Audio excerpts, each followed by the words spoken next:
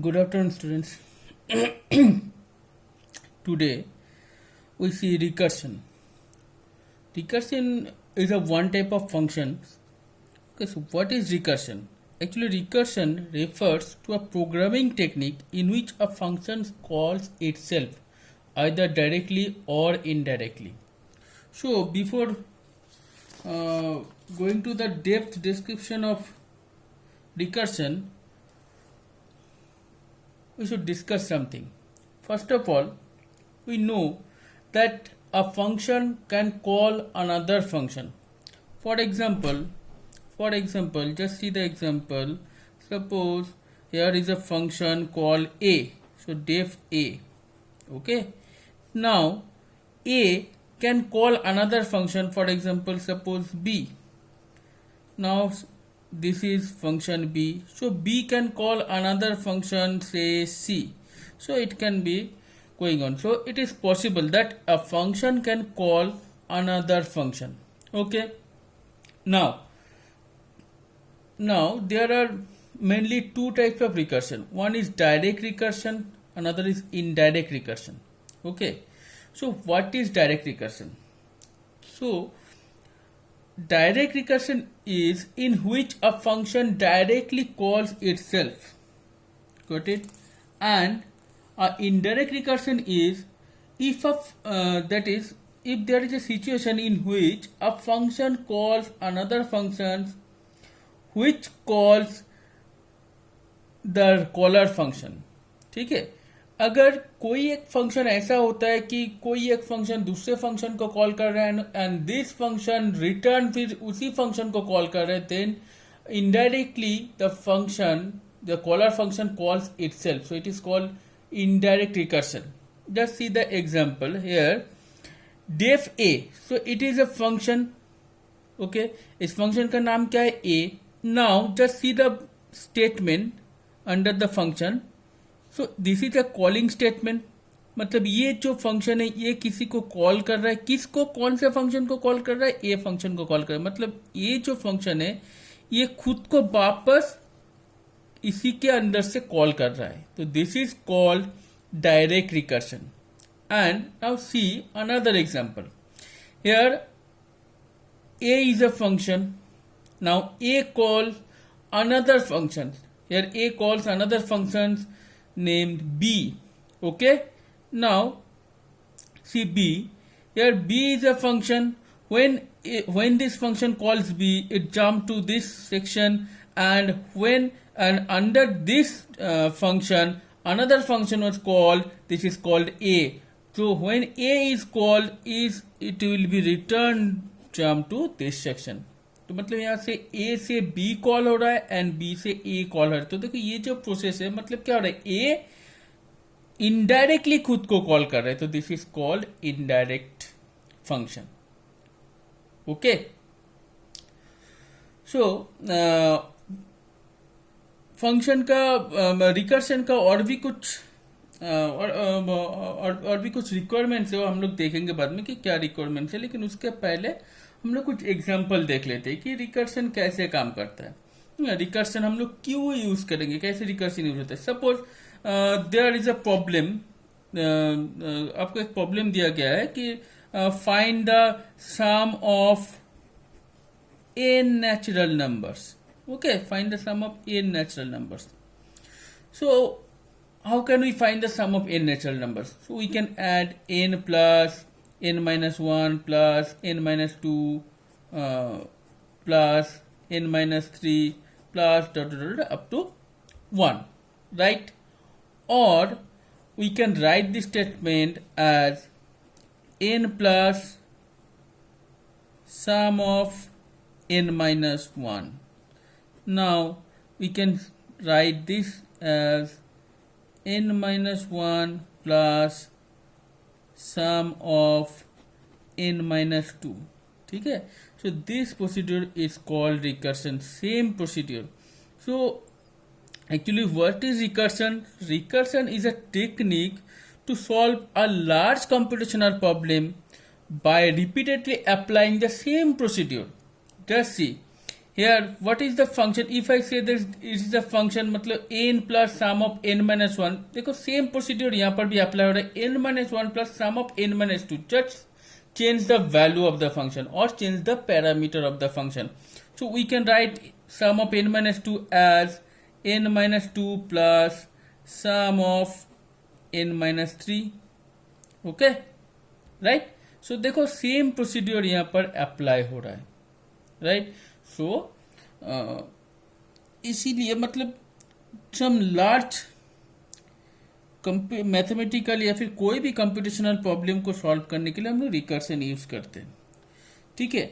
यहाँ पर हम लोग और एक एग्जांपल देखेंगे, देखो इससे रिकर्शन और भी क्लियर हो जाएगा, मतलब रिकर्शन के लिए क्या क्या रिक्वायरमेंट है ये और भी क्लियर हो जाएगा.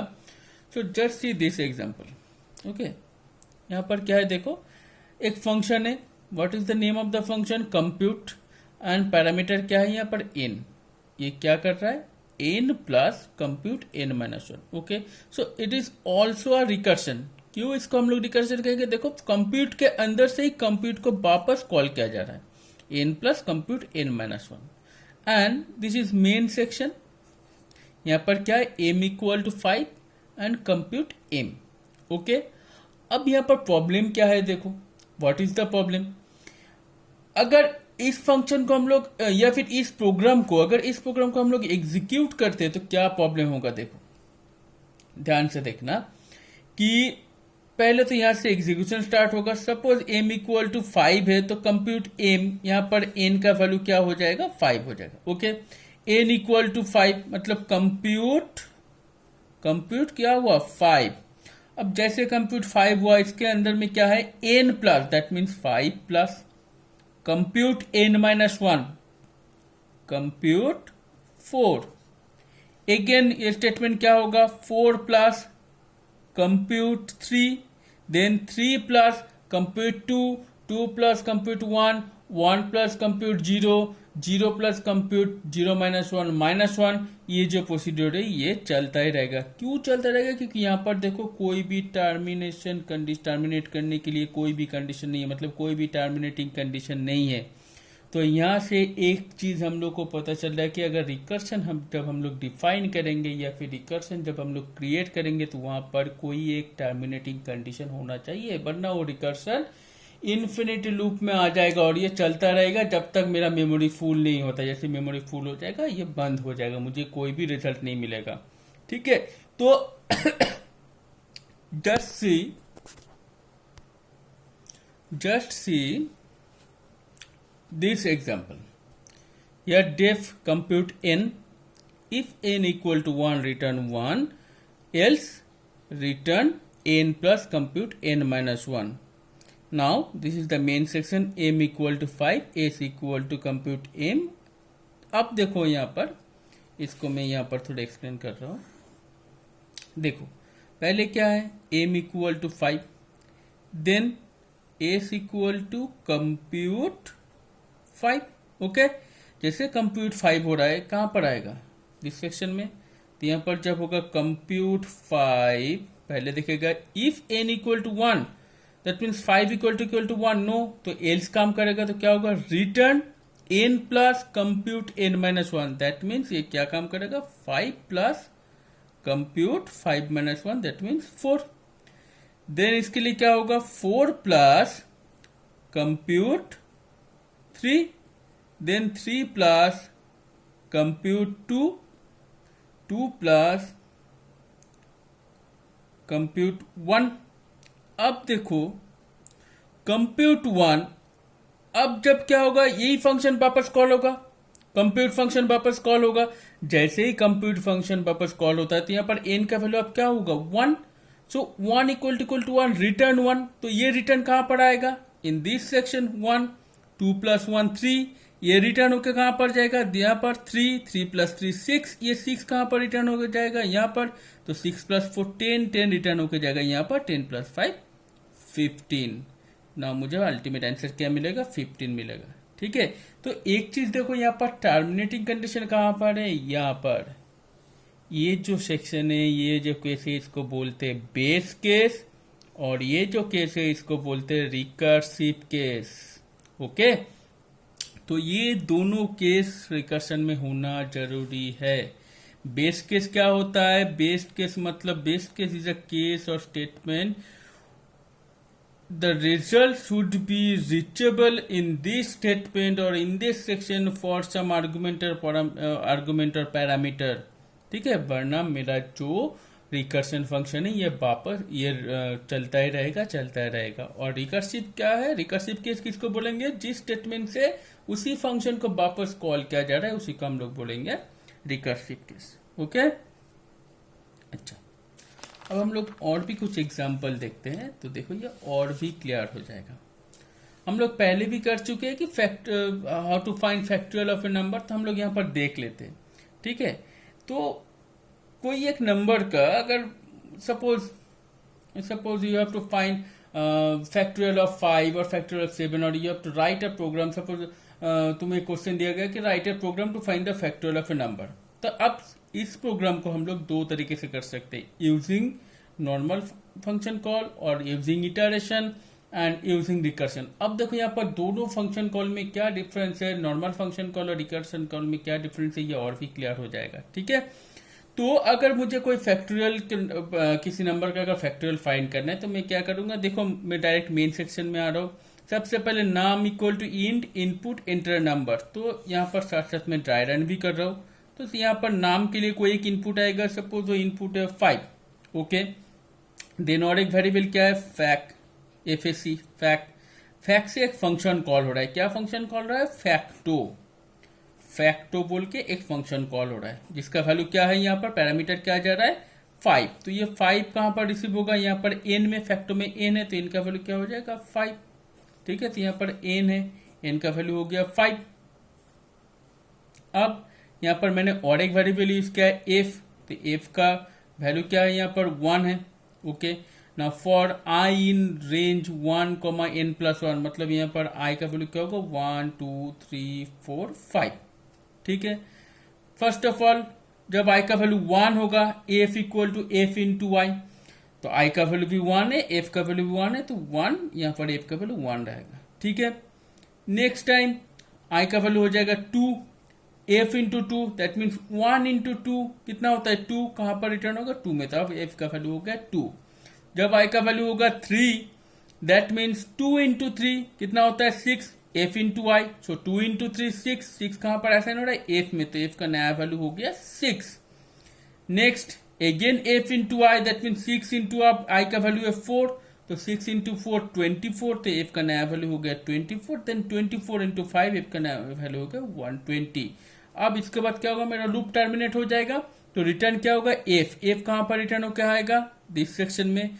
असाइन किस में होगा? फैक्ट में, तो फैक्ट का वैल्यू हो जाएगा 120। अब जब ये प्रिंट स्टेटमेंट होगा तो यहाँ पर दिखाई देगा कि factorial of 5 is 120।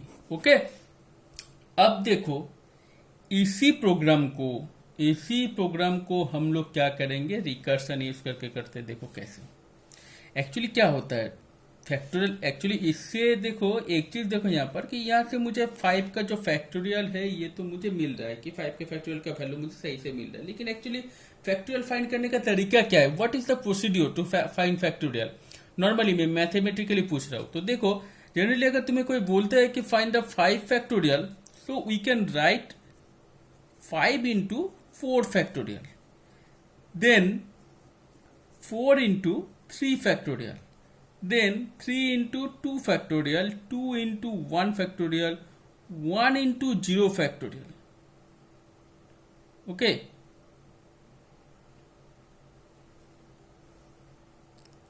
1 into 0 factorial.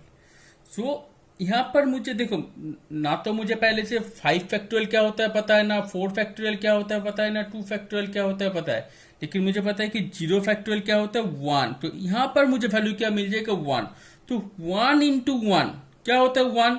तो ये जो स्टेटमेंट है कहां से आया? 1 फैक्टोरियल से, मतलब 1 फैक्टोरियल का वैल्यू क्या है 1। अब 1 इंटू 2 ये कहां से आया? 2 फैक्टोरियल से, तो 2 फैक्टोरियल का वैल्यू है 2। 2 इंटू 3 6 कहां से आया? यहां से, तो 3 फैक्टोरियल का वैल्यू हो गया 6। 6 इंटू 4 24, 24 इंटू 5 120, फाइनली मुझे 5 का फैक्टोरियल मिला 120. So this is the procedure, actual procedure to find the factorial of a number. Okay, तो इसी प्रोसीड्यूर से हम लोग देखो अब प्रोग्राम लिखेंगे. प्रोग्राम ऑलरेडी मैं लिख चुका हूं कि यूजिंग रिकर्शन हम लोग इसको कैसे इसको सॉल्व करेंगे. देखो, तो देखो सेम प्रोसीड्यूर यहाँ पर फॉलो होगा. ओके, यहाँ पर दो सेक्शन है, एक है मेन सेक्शन और एक है फैक्टो बोल के एक सेक्शन है. मेन में क्या है, नाम है और फैक्ट है. सपोज यहाँ पर नाम का वैल्यू मैंने दिया 5, तो फैक्ट से फैक्टो कॉल हो रहा है. क्या जा रहा है, फैक्टो में क्या आ रहा है 5. ओके, अब फैक्टो में देखो फर्स्ट स्टेटमेंट मेरा क्या है, इफ n इक्वल टू 0. तो यहाँ पर n का वैल्यू क्या है 5 इक्वल टू 0, नो. तो इस come to else section, then it is return 5 n into n means 5 into facto n minus 1, that means 5 minus 1 मतलब 4. सो ये क्या कर रहा है, एक फंक्शन को कॉल कर रहा है. कौन से फंक्शन को, फैक्टो फंक्शन को वापस कॉल कर रहा है with the value of n minus 1, that means 4. मतलब अब ये क्या होगा, फैक्टो फंक्शन को कॉल करेगा 4, तो n का वैल्यू है अभी 4 इक्वल टू 0, नो. तो एल सेक्शन काम करेगा. तो यहां पर क्या होगा, अब देखो n into, that means 4 into facto 3. Again ये फंक्शन कॉल हो रहा है with the parameter 3. Now 3 equal to 0, no.